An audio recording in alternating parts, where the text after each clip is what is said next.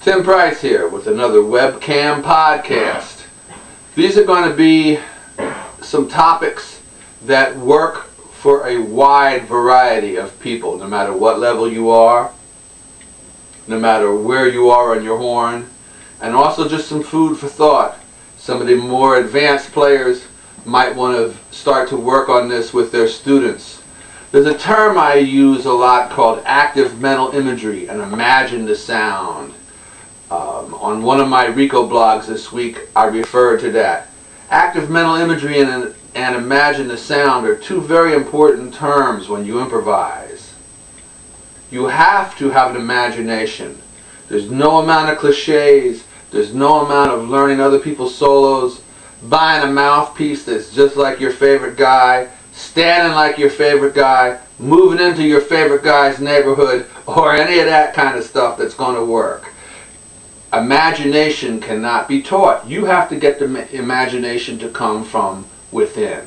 So, it can be started by just like, remember when you were a kid, you daydreamed. You thought of things. You know, women do the same thing when they look at clothing.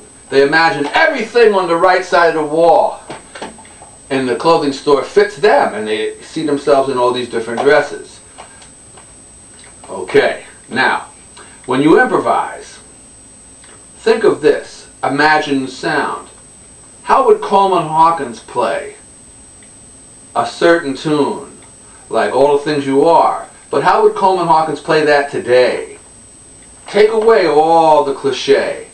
See how that works. And it can go from a very basic level to open up your playing more. Instead of doing all your major scales in a fundamental way, starting on the root, next week, try all your major scales, but start on the fourth, then down to the one. And just do that up and down the horn. Also try this articulation Soundistico told me about. Slur to, tongue to. That gets a nice groove happening. And it doesn't matter what level you're at. Start on the fourth, go down to the one. Okay? That'll work real well. You can do the same thing by starting on the fifth and going down to the one. That works too. And as you're doing that, imagine where you can put that in some basic things. Imagine the sound. Active mental imagery. You know, think of a great song that you know. Let's take a simple song called Sweet and Lovely. Think of how that sounds. Okay? Listen to the YouTube of Wardell Gray playing it on this same YouTube.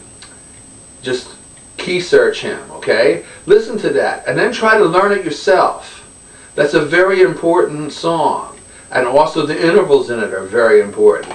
Then disregard what Wardell played after you got it and start to put your own interpretation on it melodically. Imagine the sound. Get an active mental image of what you're playing, whether it's a scale, a song, or a saxophone part in a big band. Active mental imagery. Start to stir up your imagination on a daily basis. And for those of you who are females and are clothes shopping, don't forget, active mental imagery will help you with everything. Just kidding, of course. This is Tim Price. Next time, I think we're going to talk about something that relates to active mental imagery and imagine the sound also. I'm going to try to continue and propagate this train of thought. Till then, be well.